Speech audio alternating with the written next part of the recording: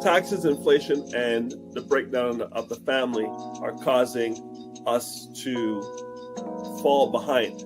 We have the lowest net worth in the United States, and I'm sure those numbers cross the border as well. Some people get the disability tax credit and they don't open the registered disability savings plan, and that's where the government puts in all the money of grants and bonds for a person with a disability who has done all the steps. Some people don't do all the steps. Good morning, everybody. It's Dr. Vibe here, host and producer of the award-winning Dr. Vibe show, the home of Epic Conversations, and I'm the host of Epic Conversations. 2018 Innovation Award winner, 2020 Best Podcast News Award winner given out by the Canadian Ethnic Media Association. I'm also the co-host and co-producer of the only online show in the world for dads and fathers. It's sponsored by Dove Men Plus Care. And being part of that team, reached out directly and indirectly to over 400,000 dads, fathers, and male caregivers around the world. As always, like to say, you're blessed, highly favored, a magnet for miracles, and a solution for someone's problem. And good morning, Ryan Knight. Yeah, good to see you, Dr. Vibe. For those that may have forgotten who I am one of the co-founders of the Afro-Caribbean Business Network. We work with entrepreneurs of African and Caribbean heritage, really to figure out what stage the business is in and then help them create a strategy to grow their companies exponentially. And I am an entrepreneur myself. I run a company called Detailing Nights. So we provide mobile waterless car cleaning. So we go to people's houses or their offices, clean their cars on the spot without using water, and our plant-based eco-friendly cleaning supplies. And inch by inch, we're moving towards spring. So we're looking forward to the next movement. Yeah, that's what our producer said. She's waiting for spring to come. What I should be doing is opening up in Jamaica so that while you're out there, you can oversee our operations. But we have to send you out there at least once a year to do the show, because I love the backdrop. You look well fed, well rested. Well, it's been an interesting. Well, let's just put it this way: I have good blood, and the mosquitoes can verify it. Oh no!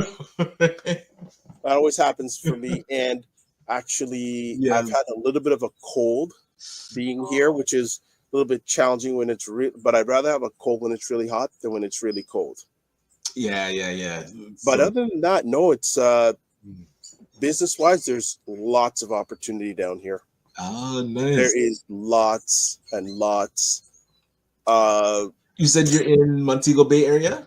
Yes, okay. About 10 minutes drive from Montego Bay Airport. Mm-hmm. If I stand up, I can look over and see the harbor over there. I can just overlook and take a look, but there's lots of business opportunity here. Okay. A lot of business opportunity down here. Just the key thing is knowing the right people. Oh, okay, gotcha. But we went, was it 2 days ago? We went to a place, Liti, and we went on how can I say? I don't know. It's a boat made out of bamboo. Okay. Like one of those flat ones, or like a boat? Flat one, but it had a seat at the end.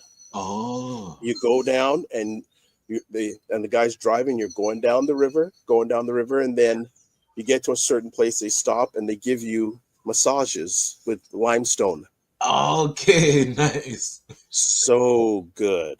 Right. So good. It was so amazing. But the business, when was the last time you were in Jamaica?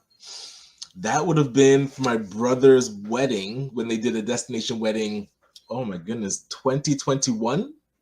Oh, it's not that bad. Yeah. Was after COVID then? Right. So it was it after or just before? So it might have been 2019. I have to actually check. Okay. Yeah, no, they're just before COVID hit.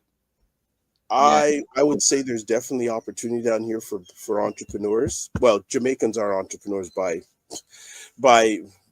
heritage, but yeah, and the houses down here, some of the houses, out of bounds. Oh, okay. Like, because not only there's some really nice houses, but like you have houses on hillsides looking over the city. Whoa. And the prices, prices are not too bad. Yeah. The only thing here, if you're a Canadian, everything here is in US dollars. Gotcha. So you're getting that 30% bump, but then still you're saying it's reasonable in comparison. Well, I've been chatting with a number. There's a gentleman that's here. We went down his place is about 10-15 minutes drive from here. He has, I would call it, and I think I mentioned it on Friday, like an upscale hostel place. And people come in from all around the world. He drives them. They can sleep there. He takes them all around, whatever. So him and his wife, though, also own a pub in England. Oh, gotcha. Okay. They came down. He came back here. I don't know if he was born here. His dad was born here. He came down here. He saw the opportunity because they're in the hospitality industry of opening up something here. And when he was all for it, but he brought down his wife on another trip, and she saw the vision and she just ran with it. Gotcha. They have the edge, so they're opening up another one of these on the island. When I'm down here just looking at business opportunities. Nice. I'm just looking at like how money can be made down here. Like if you have a business that is totally virtual, you're good here. Oh, true. Exactly. You get all your payments done online, virtually. Like if it wasn't for some things here, and I'm actually thinking about to be down here at least a month or two every year, starting. What? Like escaping during the winter kind of thing? Yes. Wow. Yes. And actually ironic. We've been trying to cross paths when were you on for that? You weren't on for that conversation, Ray McMillan and Unique? No, right. Yeah, but they're having their wealth summit in about 2 weeks here. And Ray was on in the comments on Friday and says, "How long are you staying down there for?" He says, "Why?" He says, "Should just hang out and just go to the summit." I said, and it's funny. It's they're holding it in Montego Bay and Unique. Actually, one of the speakers they have there is Sean DeFreitas. Okay, hey, nice. So Sean is coming down, and so just to tell you guys what it's like right now. I'm in the shade. It's overcast. It's 80 degrees Fahrenheit. It's 80 degrees. So you're looking about 25 degrees Celsius at 9:07 in the morning on March 3rd. Well, to let you know, yesterday in the evening with wind chill, it was negative 26 Celsius. You're kidding me. The cold snapped again. This weekend was, You're chilly. Kidding me. So 15 and then negative 26 with the wind chill. Oh my gosh. So today's still chilly, not as chilly as yesterday, but yeah. Well, look who's in the comments. Good morning, gentlemen. You've caught the bug, Dr. Vibe. The Caribbean is a place of tremendous opportunity. Ray, you know what? The last time I was down here in 2020, I saw that, but even more so now, and getting a chance to just see a lot of businesses in action, and they're people that my dad knows, and a lot of them are relatives. Like there's a lady coming to visit us today who's a relative. She operates a bed and breakfast in the Grill. Okay. Right. And she wants to talk about maybe promoting her place on the show. Oh, nice. So the nice thing about it, fan base in Jamaica. Hey, can't go wrong. Nice. Can't go wrong being global, right? It's just been really, really good. And the business opportunities are immense here. Just the key thing is, if you're not here, having the right people to deal with it, and we already have that as a family down here. We have the right people in place. Right. That is the that was the most difficult part. Even right here, the front yard I'm talking or sharing with you guys this morning. It's my uncle, and he is like a justice of the peace for years down here. Okay, gotcha. So it's all good. And like, what's the other day I saw Alfa Romeo driving around? Okay, you see people. Well, they're flaunting, and they're finding ways of making it going. What we'll do was we're going to go on a break because you, when you came on in the green room, said it's been a tough year. Yes, and I want to get into that and just how people are doing these days, because it sounds like a lot of people are going through challenging stuff, and I'm also in the same, but I'm not hearing from some people. When I don't hear from some people, I get concerned. Also, you've got some. Well, at the end of this month, you got an event coming up. We also can talk about. Did people participate in the blackout day on February 28th, where they didn't buy anything? I totally heard about that after it happened. I did not know it was because leading up to it, there'd be some buzz. But was that like a global thing, or just US was more pushing it? I think it was more of a US thing, but yeah. we can share about that. I've got some thoughts on that also. Mm-hmm. What we're going to do is we're going to go to a break. It's the Morning Vibe on the first Monday in March. We're already 2 months down, but it seems like it's taken forever for January and February. The weather, at least Toronto side, has just been so for the last 2 months. So we'll go on a break and we'll come right back as the taxi just goes by. So we'll see you back in about 30 seconds. Mm-hmm. You know what time it is? It's Primetime Saturday with Aisha and Lala. He wants to either kick this man out or take over. And that's the thing that should scare everyone. Will they begin at the end of winter? Will they begin at the beginning of summer? But one thing that's for sure, there will be protests. We're already at this risk. We've already passed it. There is no putting things back in the box. Now we just all have to ride this roller coaster screaming. All right, we are back on the Morning Vibe live from, is it Ajax or Whitby for you? Oh, Ajax, yes. Ajax, Ontario, Canada, and Montego Bay, Jamaica on March the 3rd. And we are here. And before we get to some other conversation topics and saying hello to some people here, as always, subscribe to the Dr. Vibe Show on YouTube and hit the notification button.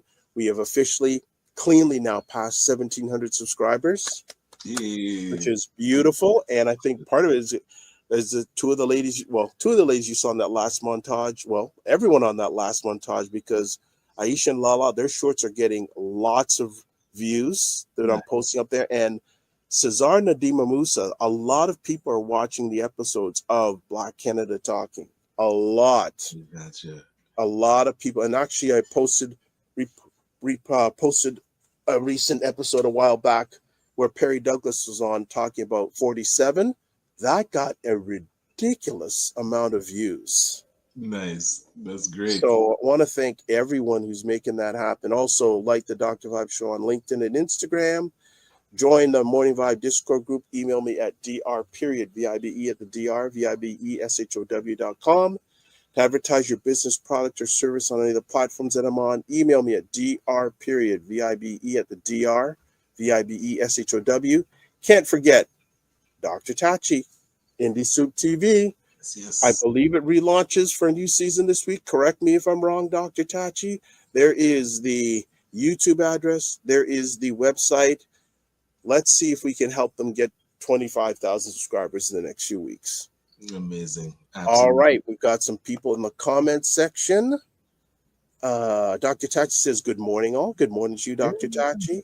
Opal Inspired. Good morning, Opal Inspired. And hope you got back to Toronto safe. And thank you, Dr. Tachi. Congrats on 1,700.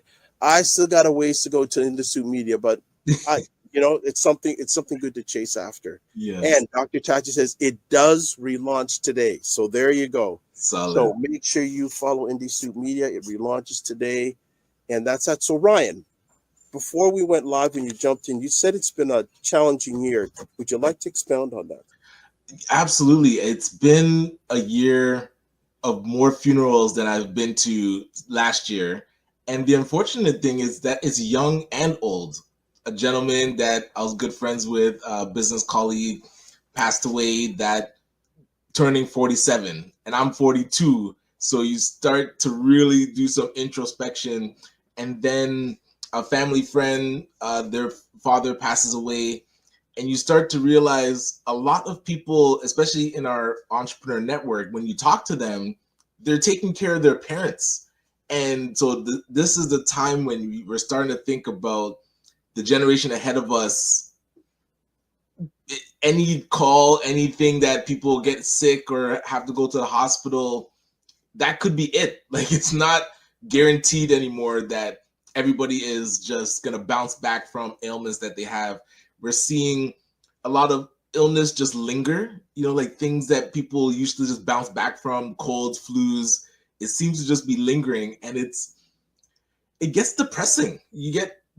Because right after you get over morning one, it's like the next one hits you. So the beginning of this year has been like just trying to bounce back and get back into the groove after, you're dealing with passing. And I don't know how people do it, but it's one of the traits of being a human, that resiliency. You can see it in action. It's like being able to bounce back, because a person passing, especially when you're really close to them, and you see how their family takes it, and it's like everybody deals with death differently. So not everybody can just bounce back right away, but then we always find a way to get back to living our lives. So it's just interesting to observe, like how people deal with death, how different send-offs. We're seeing traditional church send-offs. We're seeing more celebration of life send-offs where it's not more of a service. It's interesting just to see people's beliefs as well, ranging from cremation to burials. Death is it pauses life. Like when a death happens, it seems like everything pauses as you're dealing with that, and then you have to restart the engine. So it's been on my mind. Well, first things first, I want to wish condolences to both the families. Yeah, appreciate First that. and foremost. Second of all, I'll go there. When I was younger, there was a period of time that like you're somewhat going through now, but there was a period of about 3 or 4 months, like death. Right. It got to the point where I didn't want to answer a phone. Oof. Because it was just another person passing away. And also, too, with my parents being older, a lot of people from their generation are passing away, and they talk about death, this person passing away, that person passing away. And when you talk about resiliency, yes, we see resiliency on the outside, but we don't know what's going on the inside. Yes, true. Right? You can't judge a book by its cover on what's going on the inside with people. And death is one of those things that, and I agree with you now, living a little bit of time now, when you see people who are much younger than you passing away, your same age. Right. That's one of the things that I've really made a chance to, that especially during and post pandemic. And I think I've mentioned a few times on the show here that during the pandemic, I got a call from a gentleman who I used to play football and rugby with from my high school. Hadn't heard from the guy in years. Right. Said, hey, how you doing? I said, fine. He says, a bunch of us guys from football and rugby are getting together. Why don't you come over and hang out? I said, okay, like when you're doing it. He told me it was a Sunday afternoon. I said, well, I'll just be a good guy and hang out for about an hour. Right. We met in our high school parking lot. Okay, nice. And I thought I was only going to be there for an hour, 4 hours. Right. So these are gentlemen I had not seen since high school. Oh, man. Since high school. It then has generated, and now that every year we all get together and do 18 holes of golf every year. And the craziest thing is, my high school gym teacher is still alive. Okay. And plays much better golf than I do. Oh, that's so wild. I was at my parents' house yesterday and saw a picture of my old, oh my gosh, what's middle school? 6 to 8. So the coach of flag football and the coach, and my sister was asking, "Is like, yo, do you think Mr. Cunningham's still alive?" I was like, I don't know. I have to go and check in. And I would do that. Right? If you can do that, I'd do that just to see that my high school football and gym teacher he's still alive, because we did the golf thing again. He's still alive. And just going, wow. And a lot of guys who I played football with, and it's that once in a year thing that we get together, and it's just a good time. Like I would say 10 or 15 years ago, I would never thought about doing that. But now, because time never lost a fight, I make those moments and we text each other once in a while, see how everyone's doing. But if you can get doing that now, getting in touch with some of the people, because you don't, unfortunately, you're going to get to a point where you're going to see all these people at funerals. And that's the unfortunate part, is that it becomes the time that you actually reunite with people is either a wedding or a funeral. And we're kind of past the wedding, like, phase. So now it's only reconnecting at funerals. And it's unfortunate that that would be, because it's not a real reconnection. It's more of people arriving to support a family. Yeah. It's not a time that you can really share what's happening amongst each other. It's kind of just like really focused on being supportive for the family that you're there for. So it doesn't really count, you know, it as a true time to reconnect. When you do things like that, it's more transactional than relational. Exactly, like you being able to meet with your past high school friends, and that's it's. I mean, I look forward to wholesome, right? You just get to chop it up and not feel right. Yeah, it's such a great experience. We got Ray has a comment. I saw some comments here. Let me come back here. All right, let me just using the old laptop. Yeah, Ray says, you put that very well, Ryan, and you start to think of your own mortality. I made the promise to myself a few years ago to stop attending funerals. It can be very wearing indeed. Wow, that's being open, Ray. Right. That's very interesting. I would love to extend on that, because there was a point, my grandparents on my mother's side, they passed when she was very young. So I never met them, and then didn't go through the process of them passing. And then my dad's parents passed recently, like between the last 5 years, they both passed. So now there was a gap there where nobody passed away. And then it was my dad's mom that was kind of the first major passing, and that was like 10 years ago. So for 35 years of my life, there was nobody that passed, because my mom had me young, so, and her parents had already passed. My dad, he had me young, so his parents were living long. All my uncles, all my aunts are young, so nobody in the family is really passing away. And then it totally flips over, where it's like grandma passes, and then grandpa passes. It becomes, like you said, there's a time where it just is back to back to back, or it feels that way, where it's like, oh man, and who's next? You're just looking around.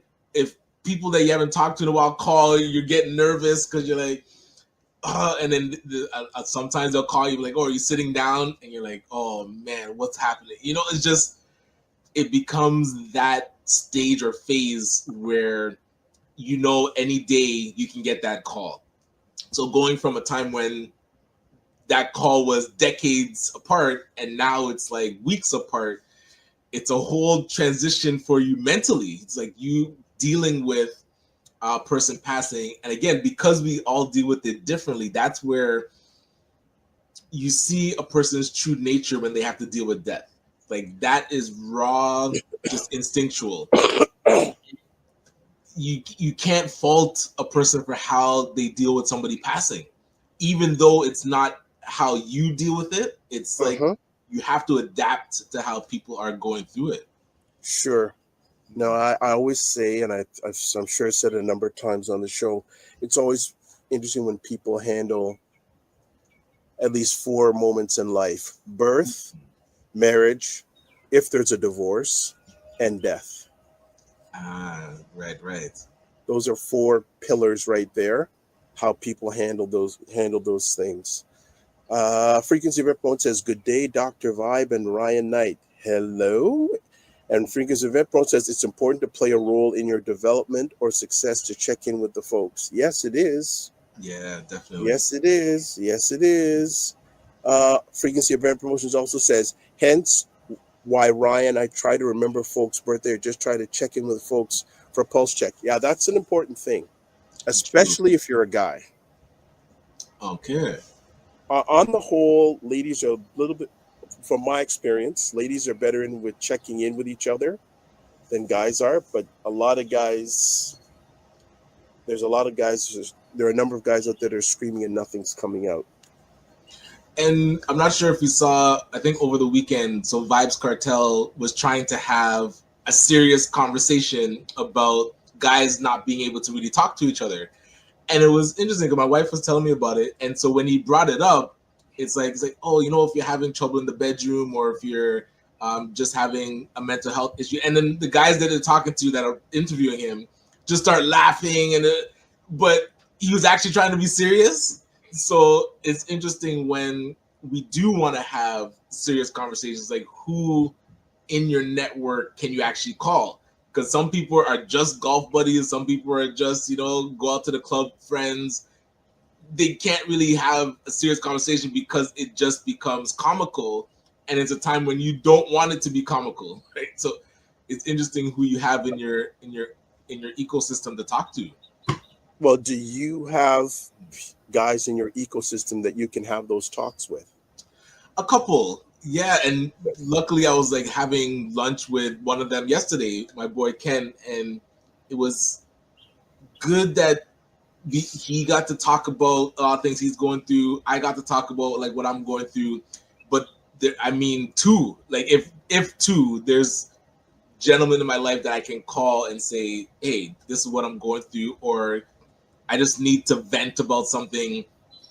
But beyond that, like other people that you're colleagues with, it's a whole different conversation with them. You don't even, some people don't even want to show cracks in the armor. You have to always be on, kind of thing. So yeah.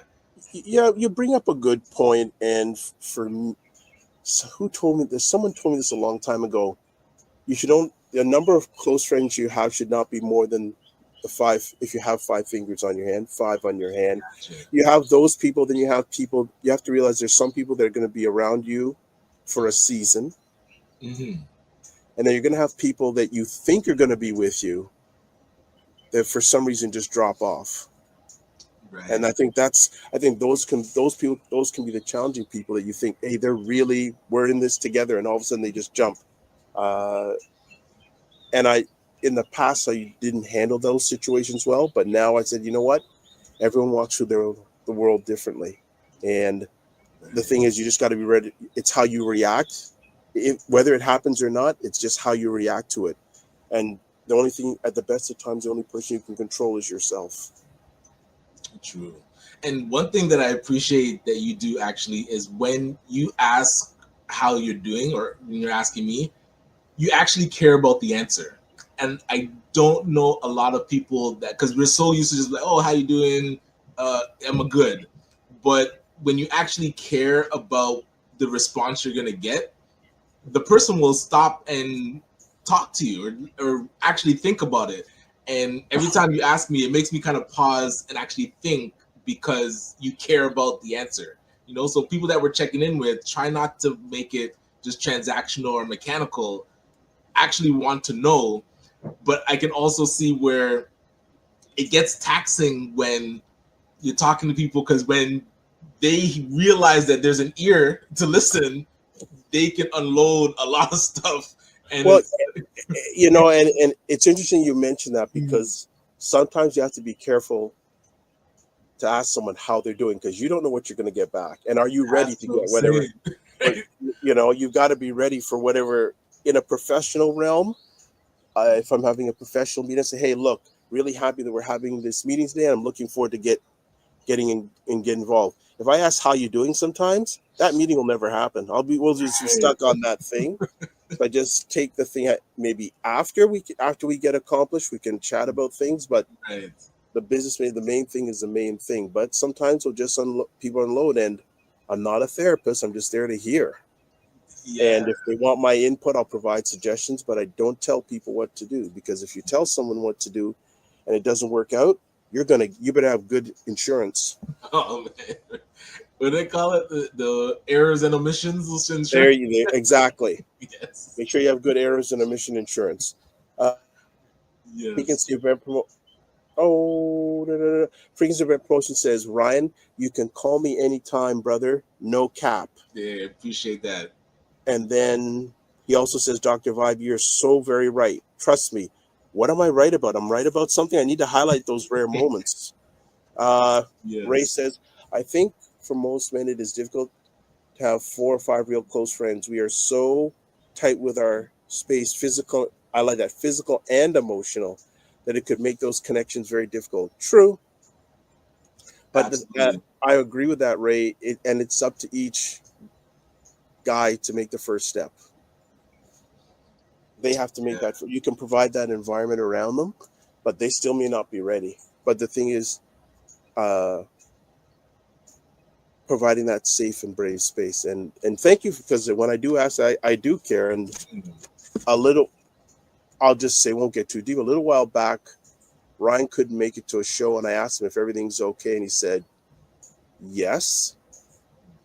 And I didn't want to be honest, I didn't want to hear a text message. I wanted to hear it from his voice, but I'm good with that for the time. But sometimes, as I say with people, if you want to just convey facts, text message, email, WhatsApp message is good. But when if it involves emotion, I think it's either best to do a video call or over a phone, because text message can be so misinterpreted. Yeah, absolutely. So, okay. Frequency of rent promotion says, how people come and go faster.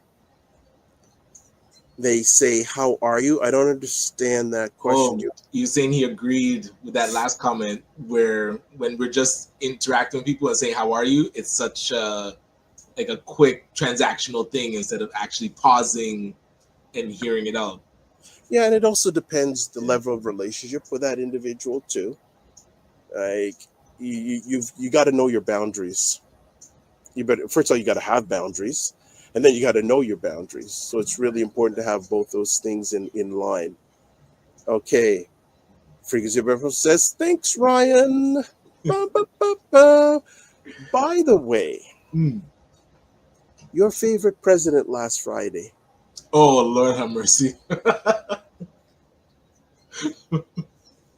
I think we are on a TV show. I honestly, this has become theater. But finish your thought. I'm sorry. For those that might have missed it. All right.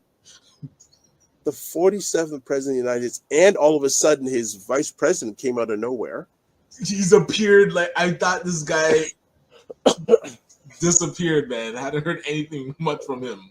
Well, in many commentators' minds, did a bully session on the president of Poland. Now, if you really think, I think it was a setup.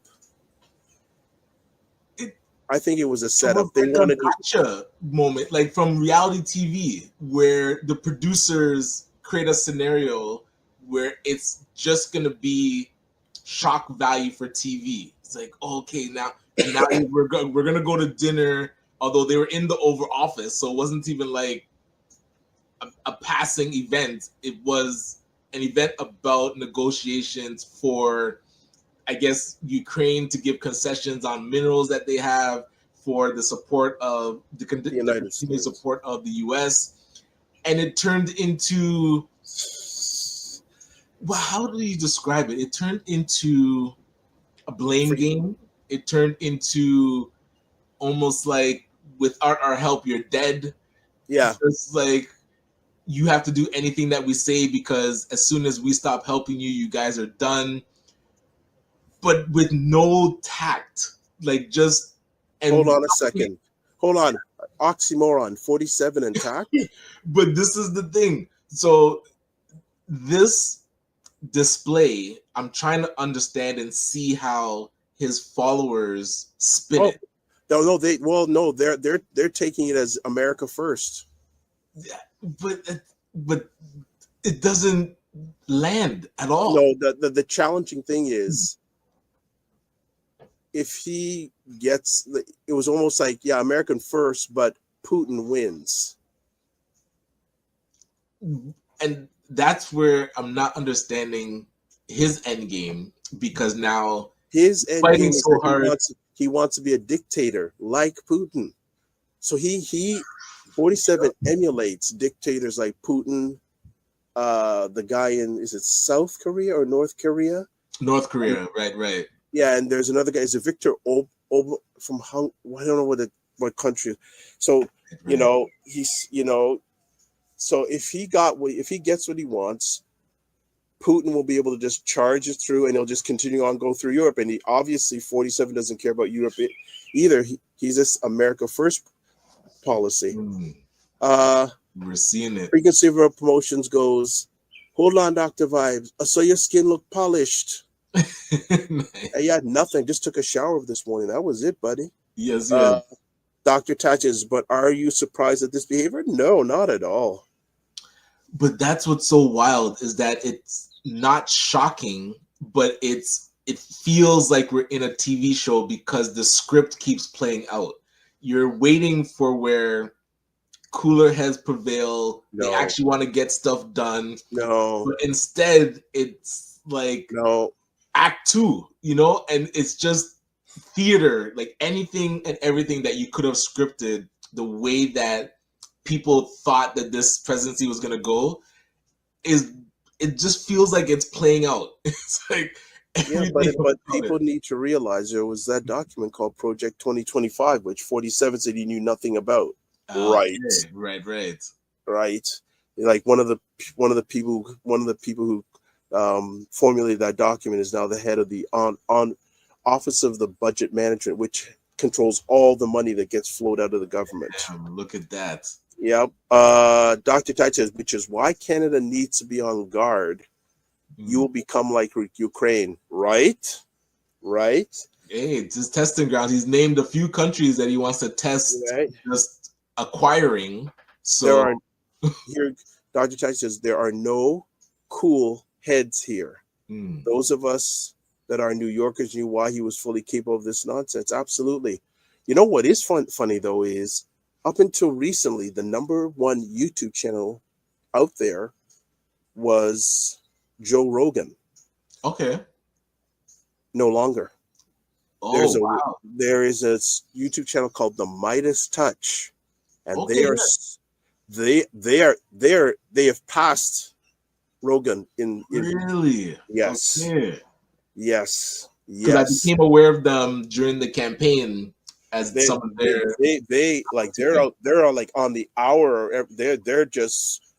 They're on 47. Like, I mean, they're on 47.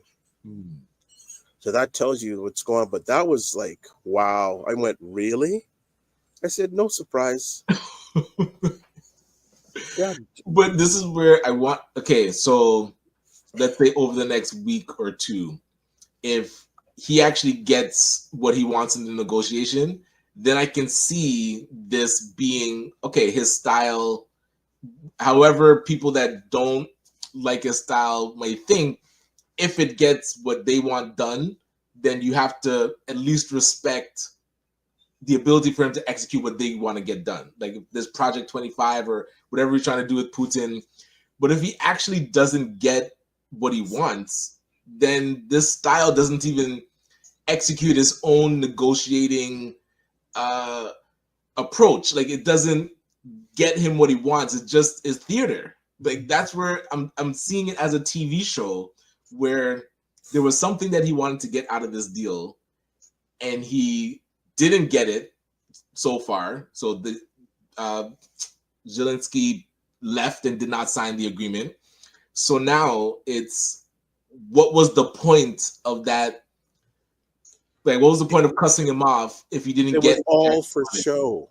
But but if it's all for show, then the people that are following him are being duped, like they're being manipulated to think. You're just saying that now? You just think about that now? But there were certain things that he, even if you don't like his character and his approach, there was things that he promised to people that voted for him that they're now not getting. That's where I'm like, but why are they still defending this guy when they're not getting what they were promised? Like if his style is he still has time right? True. But you That's think, yeah. remember, we're only 5 or 6 weeks in. That's where it's like it just seems like theater, man. Only 5, This is all- and the first big measuring point will be the next set of midterms. Well, I'm more curious about so tomorrow. I believe the tariffs against Canada and some Yep. others are supposed to come online, Yep. and the things that he wanted to get out of that, I believe Canada's already made concessions on. They increased border security. There was something else that he wanted. I think it was just the border act. It was whatever he requested, or increase in defense spending. So those things were received, but now tariffs are still coming. So now, if this is a tactic that he's going to use, Canada is showing weakness, because if you just can keep threatening something and keep getting additional things, and the threat will always be there, you're literally just a lapdog to his whims. We have to show that these tariffs are not going to bankrupt Canada. I feel like the way that our politicians are reacting, like this isn't something that you have to lay down and give everything that somebody's demanding because of these tariffs. Yes, it will be difficult. I'm not saying the tariffs are just going to make business easier, but it's also not something that you can just allow to be dangled over your head in infinitum. Like you have to draw the line. If it's coming tomorrow, let it come, and then we'll deal with it, and we'll go back to our negotiations. It can't be this is always going to be over your head. This is what I want. But that's the way he rolls. But that's why we can't negotiate like that. Like this doesn't work for Canada, and it's not working because people are just in no man's land. People don't really understand if it's coming. If it is coming, what does it mean? That's not a good place to be for business. No, it's not. And I was listening this morning, very prominent business organization in the States surveyed a whole bunch of businesses, and like 80% of them said tariffs are not good for America. I agree, but it has to be it's coming or it's not. It can't be it's coming unless you do this, and then you do that. Okay, but it's still coming unless you do something else. But that's part of negotiation. You got to push and see how far you can get. But this is where Canada can't let that continue indefinitely.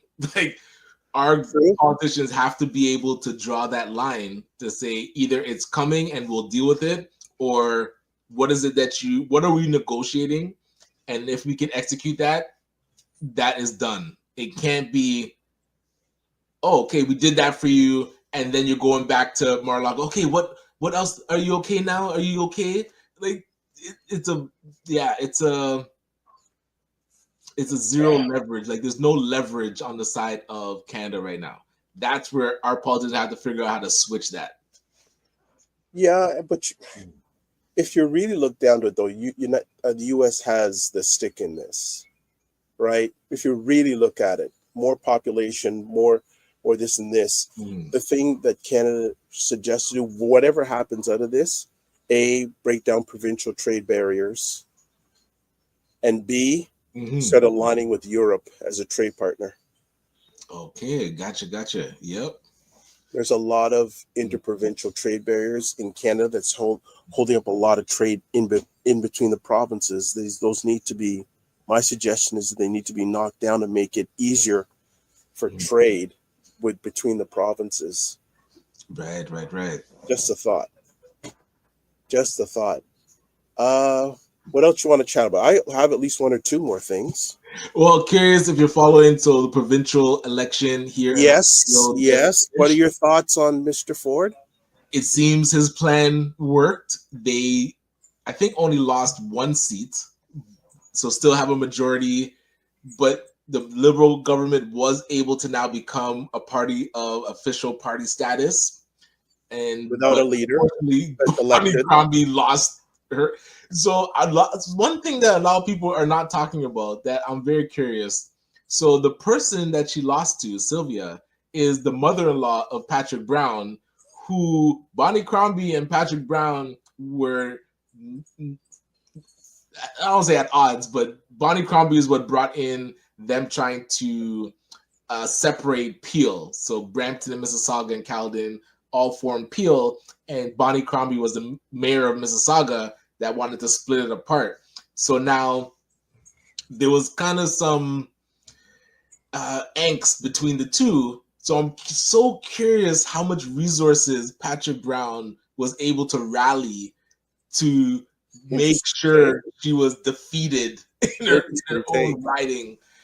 Because I know if that was me, every volunteer, whoever supported me when I was running for leader of Conservatives, and they are going to that riding and defeating that person that I do not like. But yeah, I haven't heard many people talk about his involvement. That's an interesting take. Right? A very interesting take. Dr. Chachi says, Rogan is rogue.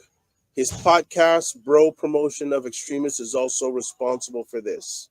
All right, yeah, getting back to that, that's a very interesting. I never thought about that. I did hear that the lady who beat Crombie was related in some way to Patrick. And I go, Listen, very that she's going down. So, in retrospect, though, was that election necessary? It depends what side you're on. For the Conservatives, very necessary. It was a time to strike while the iron's hot. You don't want the Liberal government to be able to catch momentum, whatever attack ads they're going to do against Ford and the Conservatives. Eventually, people will realize that the promises made by the Conservatives might not have all panned out. A lot of scandal, a lot of very controversial moves with the Ontario Science Centre. So as the Liberals start to get people on board with getting back to Liberal, because remember, the Liberals were in power for at least 3 terms before Ford had come in and they fell apart. So there is a base that will vote Liberal once they feel it's back on its feet. So now the Conservatives can't wait for that to happen. So they're like, okay, we can reset this and get at least a 4-year runway. So for them, it was a great move. They maintained power. They increased, I think, the popular vote, they said. So it was great for them. And now for the only losers in this, I feel, are the NDP, because the NDP have not shown a true opposition to the Conservatives. They lost seats now that people are coming back from the Liberal side, and they haven't really shown any game plan of how they could become the majority, even a minority. They have no momentum. They're only momentum going backwards. So for the Liberals, they were able to. So I wasn't sure why they were upset that they called the election, because the longer they're not an official party, get that dealt with. So that, to the Liberals, I think it was good. NDP bad, and Conservatives, they were able to reset the clock. So I think it was great for them. No, and I'm trying to remember, did the Liberals get more of the percentage of the popular vote than the NDP? The NDP has more seats than the Liberals, or does the Liberals have more seats than NDP? So NDP still has more, so they're still the. But the Liberals had more of the percentage of popular vote. Right? Yeah, I think they had 45%. Okay. So that's where the NDP is going back. So that's what I was saying. The base is there, ready for the Liberals to be. I won't say prepared, but it's when the Liberals get their act together, they have a base of voters that can flip this power, but they're just not there yet. Bonnie Crombie needs to figure out how, and that's where her losing her seat really kind of knocks them back, because she could have leaned into, even though she wouldn't be the official opposition, she'd be in Parliament to kind of start to, show that leadership quality, asking questions, putting pressure. With her outside of the hall, it's going to be difficult for her to do that, to get that momentum. But they had to at least get to official party status. Now they'll have more money, I believe, for their next campaign. Yes. So I don't see why they were against. That's why the messaging that they come out with, the Liberals, about, this election isn't, it's a waste of time. Like, why say that? Like, no, you should have said, thank you, Ford, for calling the election. We've been waiting because it's time for the Liberals to get back to prominence. It's time for the Liberals to reassert ourselves. Forget like crying about the election being called. Make it a positive thing that you can leverage and get people back that are dormant. There are liberal voters that are just defeated from the pressure of what Ford has done over the last 2 terms. You need to reignite those people, and they are there waiting that liberals are back solid. So they missed the messaging that they could have really ran with. And same with the NDP. Like, I don't know. It's tough because you watch like the marketing of it, right? I remember when we were covering one of the elections and we were looking at all the candidates and how their campaigns are going, what their websites were like. It can be embarrassing the way people run their campaigns. Yes. Total missed opportunity. What impact? Okay, actually, 2 comments here. Cena's case says, as I'm listening to friends and colleagues, a lot of people do not like Bonnie Crombie, which was evident in how she did overall. And then she puts Ryan from Gala King to political pundit. There you go.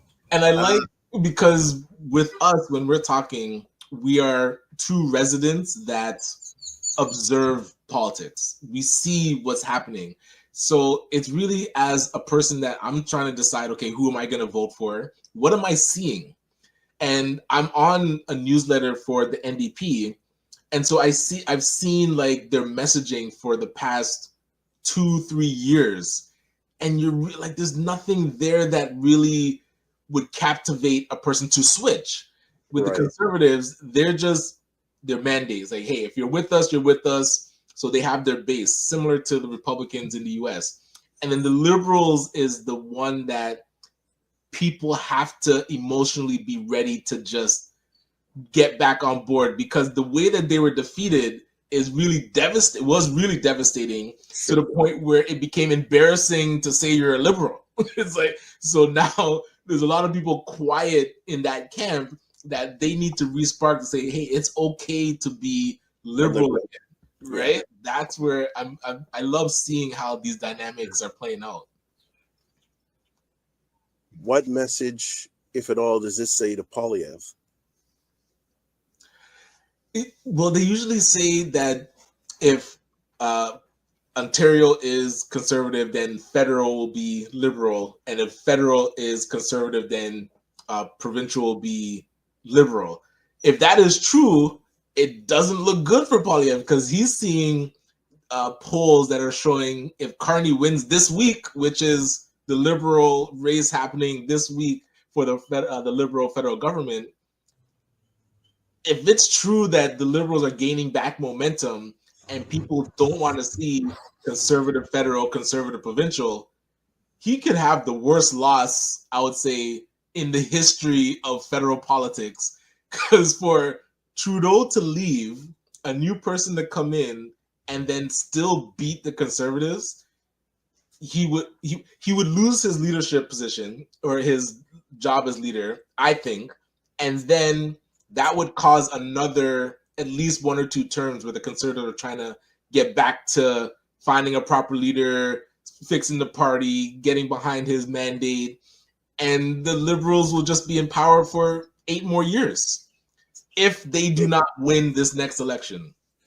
So at this time, is Mr. Polyev's biggest enemy Mark Carney or 47?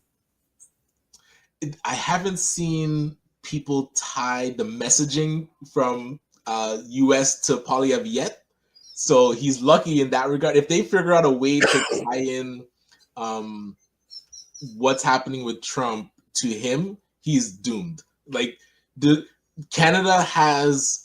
still booing the American anthem at games and events, even at the wrestling event, WWE. Yes. So there's a big disdain with the US in Canada. if that disdain gets painted onto Polyev, he can't even win this next election. He has to figure out how to keep that off of him. But if he can navigate that, he'll win. But if he gets caught up in being compared to Trump or cozying up to Trump or not being able to be forceful with Trump, he's doomed.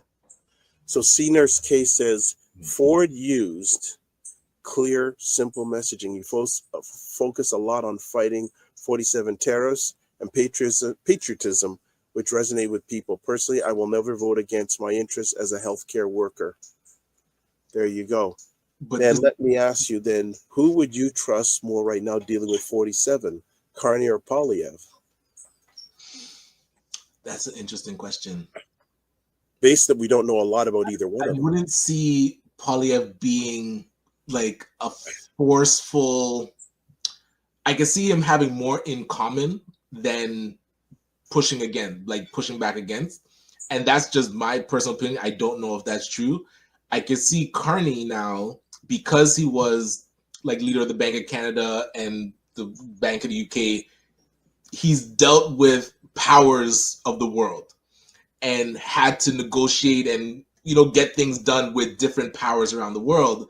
So I don't see him laying down as easily as I would see a Polyev, because Polyev wants that favor and could show like, hey, we're in alignment. We have similar interests. Carney, I can see more resistant to what Trump is trying to do. That's just like from the outside looking in. I wonder if Mr. Polyev would be asking help to win this election from his conservative friends in the U.S. Then you're gonna get a lot of that stink on you. if they do it and if it gets found out, let's put it that way.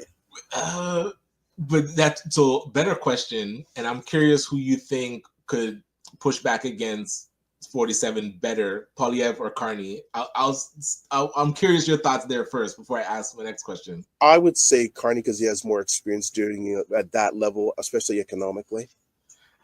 And I feel the same. So now, who do you think 47 actually would rather be prime minister?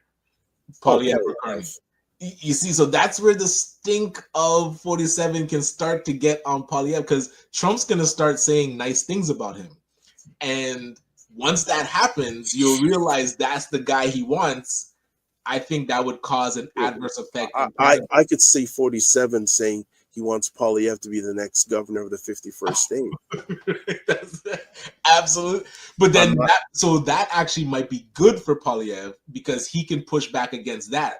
He can say there's no chance. He can like fully deny it. Like, hey, if I win, we're going to war with the US. Like, he could get very defensive against 47 if he starts talking about that annexing Canada stuff. And that would help him. If Trump just talks about wanting Polyev in power, and then Polyev is like, okay, not the 51st state stuff, but just saying he'd rather him as a prime minister, let's say, that's where people are going to start connecting him with the U.S. President. So Senior's case says, I could never support conservatives. They gave us a, quote, COVID retention bonus, unquote, which they turn around and taxed. Would have rather got a Costco gift card. And so this is what Bonnie Crombie tried to expose, is that the healthcare system is so damaged under Ford, but it was a message that people weren't paying attention to.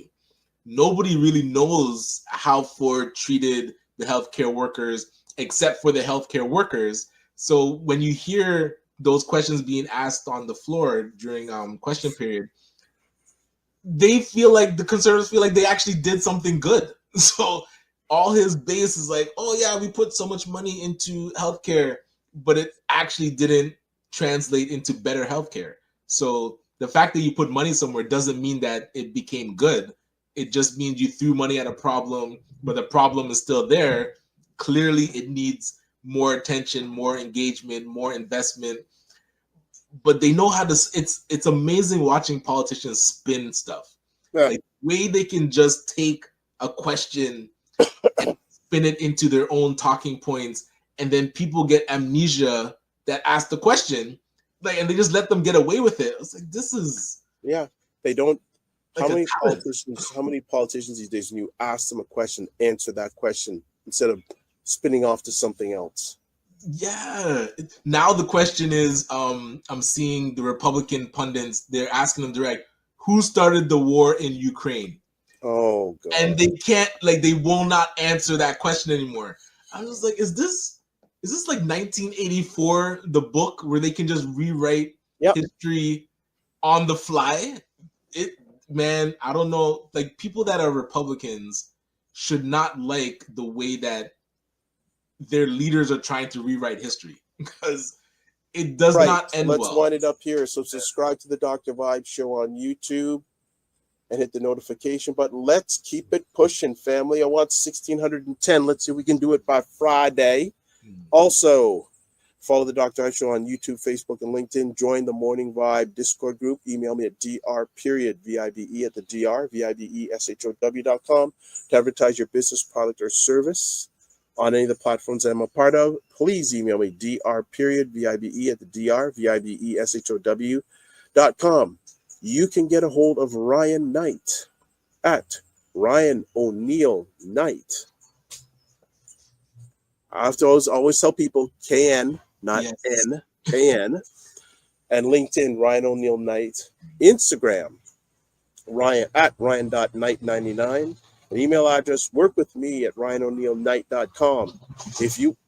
That was interesting. A lot of interesting things down here. It's just, you just sit back and watch. Yes. You can get a hold of me, website, thedrvibeshow.com, YouTube, Facebook, and LinkedIn, The Dr. Vibe Show, Instagram at The Dr. Vibe Show, X, drvibeshow, and email dr.vibe@thedrvibeshow.com. I'm also on Blue Sky at drvibe.bsky.social. You can watch replays of this show at The Morning Vibe. You can watch replays at The Dr. Vibe Show, YouTube, Facebook, and LinkedIn. And also Ryan O'Neill Knight on LinkedIn. No, not LinkedIn. Ryan O'Neill Knight on YouTube and the Afro-Caribbean Business Network on Facebook. All right. So as always, live your life as a dream. If you can dream it, you can make it. Sometimes you have to get smaller, get stronger. Block assumptions and aim bigger, aim better, aim higher and wider. Love, faith, and respect. Don't just manage your time, manage your energy. Remember to give yourselves grace. And if you're not making money, make history. It's best you do both. Yes. But, and also, make it better. We will see you. I'll be in a different location again on Friday. Ryan will be in a different location on Friday. So we keep it moment. And I hope you people, I could have said we could run replays while I was away. I said, no, let's see if we make it happen. So we've taken the conversation to the next level. I love it. So where do you want us to go do a show next? if you're paying, by the way. But all right. So Ryan, good to see you as always. Have a fantastic. We'll be in touch in between. Mr. Scudamore. Yes. He's the man. Right. You know what? I'm looking for I hope him and Dr. George Fraser get a meeting. Ooh, that'd be amazing. Yeah. I'd be very interested to be awesome. Be an ear on that. But I put you way past your time. God bless. Peace, well, keep the faith and walk good. Take care, everybody.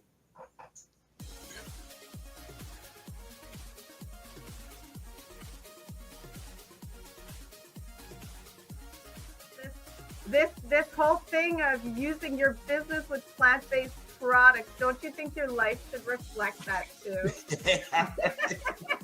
Juke him, Carolyn. Juke him. The family loves us here because they're saying Fitness IQ Can says put a wig on to get in. Oh my God. Like the ideas are just coming fast and furious here this morning. What? Okay, look at this. Global Women Ambassador. Good morning. Look forward. Okay.